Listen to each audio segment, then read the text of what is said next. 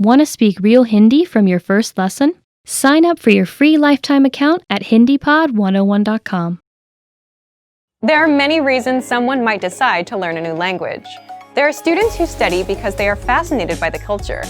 Other learners might want to reconnect with their family history. Yet others might be motivated by the benefits of learning a new skill.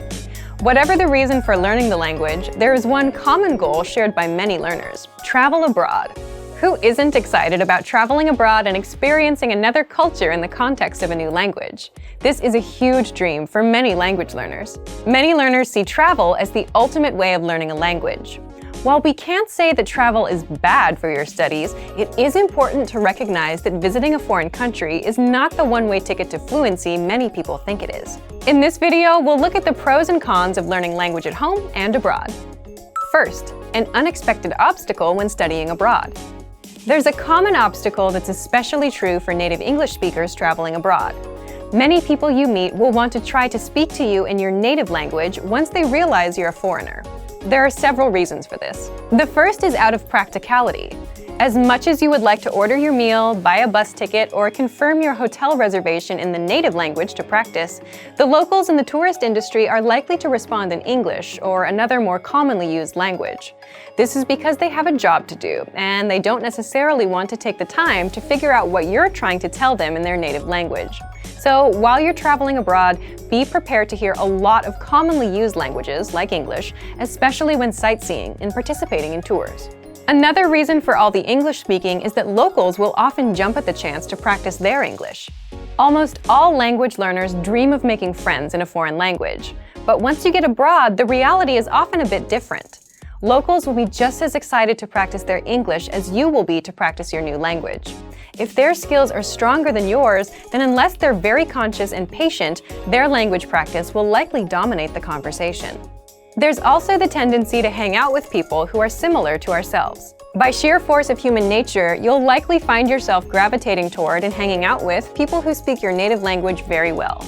Oftentimes, the pull of comfort and human connection is stronger than the desire to learn a language. Because of this, you may gradually start spending more and more of your time with people you can communicate with properly, at the cost of your new language skills going down the drain. But now, let's look at some reasons why going abroad can be helpful for your studies. It's not bad if you're just beginning with the language and you find yourself overseas. You'll probably hear your target language all around you, wherever you go. While people might not actually be talking to you, all that spoken language will allow you to see firsthand how the language is used on a daily basis. This will help you hear words and phrases in the context of a conversation, which can be a powerful asset. Now, some unexpected advantages of learning at home. One of the best reasons to learn a language at home is that it's a lot easier to keep a regular schedule for your studies. Traveling is an awesome experience, but there's not usually a lot of downtime. If it's your first time overseas, you're going to want to spend most of your time out and about, savoring all the sights and experiences you can. When at home, things are more evenly paced and normal. It's this consistency that allows you to practice on a regular basis and constantly push your limits in the language. If you study at home, you also have the opportunity to immerse yourself in the language gradually. Going from 0 to 60 as a beginner is a recipe for frustration. At home, you can progress through the language at your own pace. You can go through a textbook or learning program and figure out what works best for you. A plane ticket abroad isn't the only way to practice with real-life native speakers. Try to find native speaker groups in your area or even online. There are many resources available for people wanting to learn a new language and talk to others to practice. If you're learning a new language, traveling abroad is an awesome experience for sure. Just don't expect a trip to solve all of your language learning difficulties. If learning a new language back at home is tough, doing the same overseas may be just as hard, if not harder in some ways. If you're a beginner, studying at home is a great way to start learning a new language. There are some benefits to it that most learners don't even think about. Whether you're headed overseas or studying at home, for even more ways to learn a new language, check out our complete language learning program. Sign up for your free lifetime account by clicking on the link in the description. Get tons of resources to have you speaking in your target language.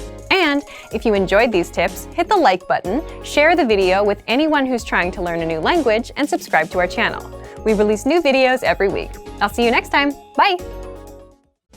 Want to speed up your language learning? Take your very first lesson with us. You'll start speaking in minutes and master real conversations. Sign up for your free lifetime account. Just click the link in the description.